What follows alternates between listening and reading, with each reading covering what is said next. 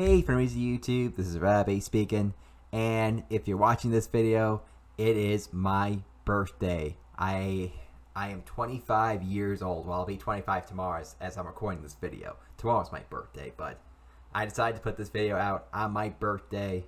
If you guys don't know what this is, like what I'm doing for this video, basically, you guys know my story, Cheetah Team. If you've been around on my channel for a long time, you know what Cheetah Team is. It's this book that I've been trying to publish for a very long time, and it's still a plan. It's just still in the works and stuff. I did have a cousin though that just read it though. She did love the story, she said. However, she thought there were a bit of flaws with the story, and I understand though. Not every story is perfect though. In fact, there is no such thing as the perfect story for that matter. But she enjoyed it a lot though, and I'm trying to take her word on that though before I continue forward with the story and you know all that. You guys also know that I also have the prologue and the first two chapters on Wattpad, though not many people have read it. I feel like there are still some people like my YouTubers, like my YouTube subscribers, who haven't read the story, and so maybe you're one of those people who've been like, I haven't read your story yet, Rabbi. I haven't read the first two chapters of your story. Well, today is your lucky day because for this video though, I have recorded the prologue for this. I have recorded the prologue where I'm just reading it out loud to you guys. You guys are gonna see that though. You will hear some stuttering and stuff. Like I'll be like, oh, sorry guys.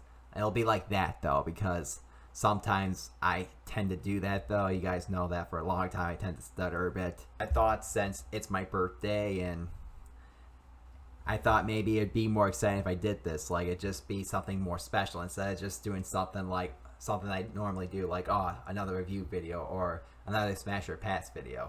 And I do love doing those videos, don't get me wrong though, but I want to do something more special. Before I begin this, what is Cheetah Team about? Well, it's about these two human-like cheetahs. They're both part human and part cheetah. They're both brother and sister. Also, the brother being Chuck and the sister being Chelsea. They go on a quest because they are archaeologists, just like their adopted parents. Their parents are also dead, so now they must carry on their legacy as they look for something called the Star Crown, a very old ancient artifact. And so on the way they deal with some obstacles like a pirate crew or some tribesmen. So much obstacles, and that's not the only thing that's in the way. Chuck and Chelsea, the two cheetah siblings, they don't get along. So we have some family issues here also involved in the adventure though. So can they work together to find the Star Crown and fulfill their parents' legacy, or will they fail?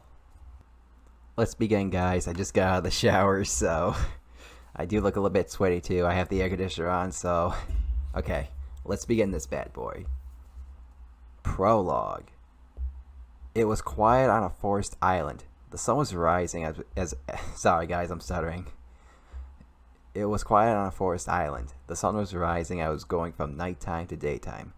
The place felt free to anyone who could hike trails. There was only one hiker who came to the island to get some space. The hiker had desired space from his job. The hiker was no ordinary man. He was 6 feet tall. Both his eyes were glowing blue like a light bulb, and he had metal for skin. His metal body was painted forest camouflage. The metal hiker was a robot named Proto, and although he wasn't human, he was shaped like a normal human. Proto wore a tan leather vest, a belt, and brown leather pants. One usual trait Proto had in common with human beings was that he felt emotion. Sadly, that emotion was depression at the moment. All the depression had fled his mind. It was so much that it made him want to hike on the island. It was peaceful at that particular time. This was until an hour later something came out to surround him. It was a group of baboons. There were so many baboons around him that it made... Sorry guys. There were so many baboons around him that it was too hard to count. Some were... Okay, I'm scrolling down guys, sorry about that. Some were up in the trees, and some were down on the ground. And they all had one purpose, which was to take down Proto. They thought of the robot as their prey, and it became obvious to Proto what their intentions were. The robot saw angry looks on their faces and heard growls from their mouths. Despite the baboons around him, Proto wasn't afraid. He felt confident in himself. Then the baboons attacked. A baboon came down to strike Proto. A baboon from a tree came down to strike Proto with his fist. The robot quickly took out one gun from his belt and shot the baboon that was trying to land on him. The baboon was dead. His body landed right in front of Proto. Confidence kept Proto from feeling afraid of losing the fight. More baboons started to rush at Proto. Still filled with confidence, the robot Still filled with confidence, the robot then shot them with his gun. The more baboons that came at Proto, the more they would get shot at. Not one baboon laid a claw on him. The baboons were losing to Proto, it seemed. It seemed like strength mattered more than numbers when it came to a fight. As he was fighting the baboons, he heard something ring. It was his communicator that was under his belt. Proto knew he could still fight and talk through the communicator at the same time. The robot picked up the communicator and said, "Hello?" As Proto was listening to the other person holding the communicator with his left hand, the robot was still easily shooting the baboons. Even with the communicator in his hand, the robot could still fight. Proto began to move around by running in the domain. He shot a fat baboon, then kicked another one with his right leg. Proto was multitasking both fighting and being on the communicator. The robot picked up the communicator and said, "Hello?"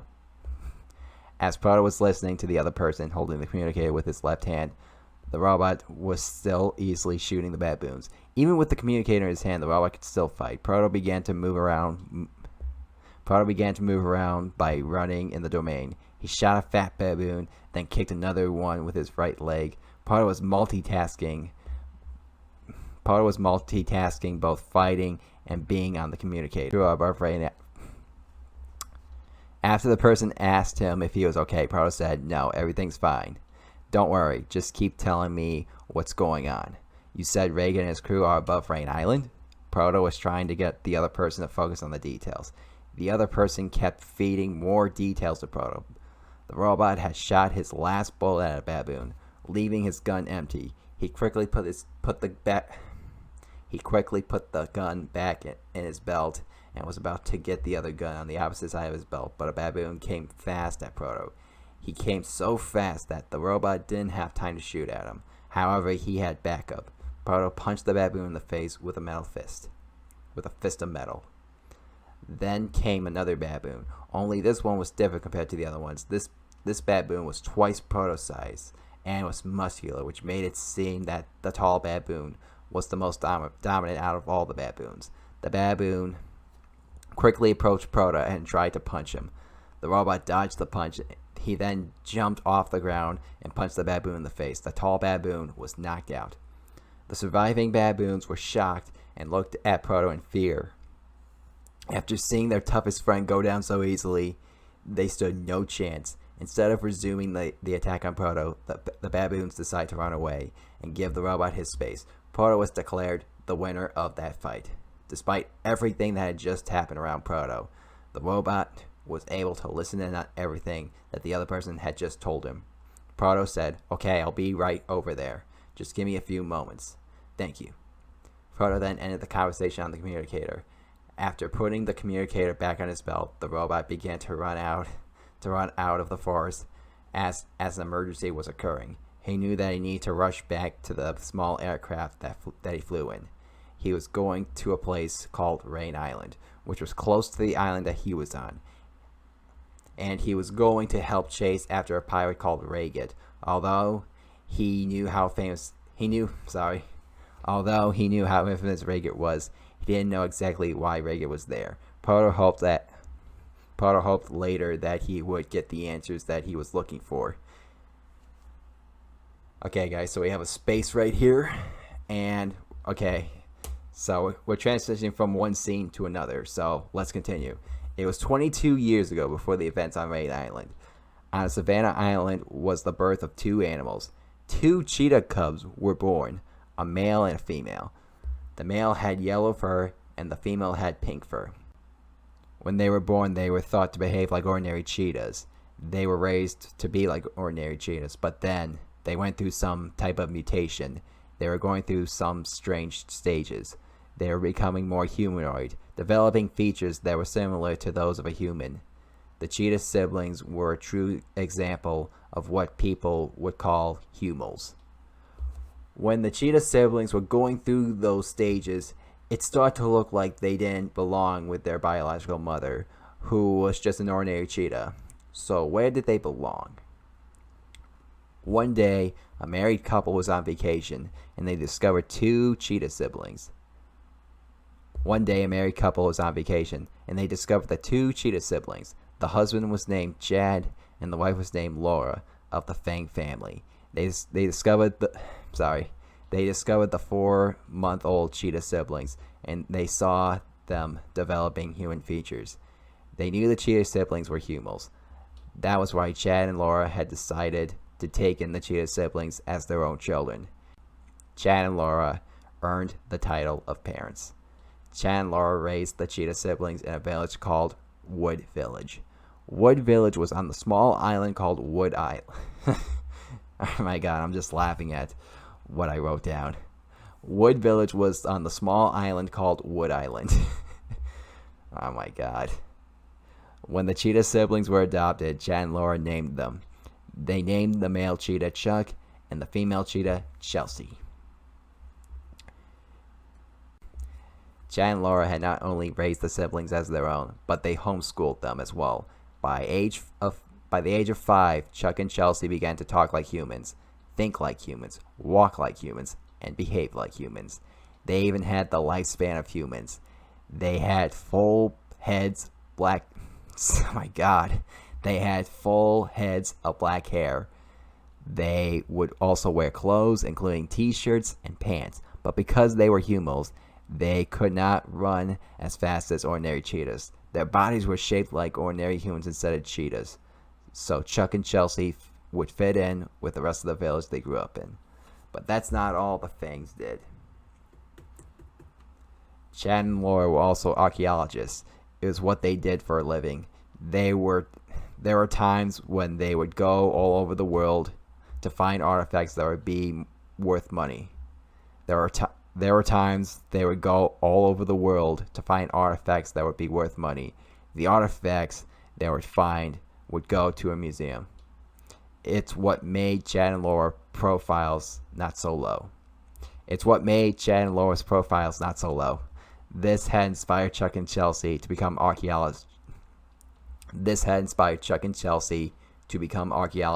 Just like their parents.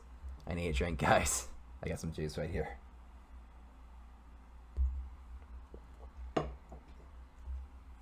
Sorry. Okay. Chuck and Chelsea had lived a great 18 years. One of the reasons was their parents. But eventually, struggles would await the Fang siblings. One day, Chad and Laura went on vacation to a distant island. When Chad and Laura went on vacation by themselves, the Fang siblings had waited for their return. But sadly, Chad and Laura were found dead. Chad and Laura had been killed in a car accident, as Chuck and Chelsea later found out. It was the biggest tragedy the Cheetah siblings had ever gone through.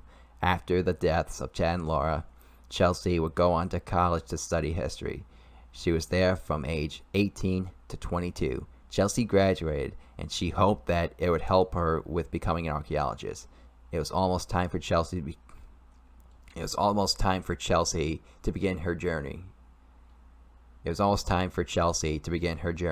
In mid-December, Chelsea made her way back to Wood Village, but she knew she would not stay for too long. With Chelsea being an archaeologist, she knew she would have to look for artifacts like her parents did, and she had an idea of what she wanted to look for first. Little did she know that her brother, Chuck, would want to go with her as her companion. So there you have it, though, guys. That was my that was me reading the story to you guys, though. Like, what'd you guys think of it, though? Did you guys think I did okay or something? I mean, I know, like I said before, I stutter, but other than that, though, what did you guys think, though? Did you like the story enough, though? Are you thinking about reading more of it, though? Are you excited for what's about to come later? Let me know in the comments down below, though. I really want your feedback on this, though. Like, do you think this is a hook? I just need to know.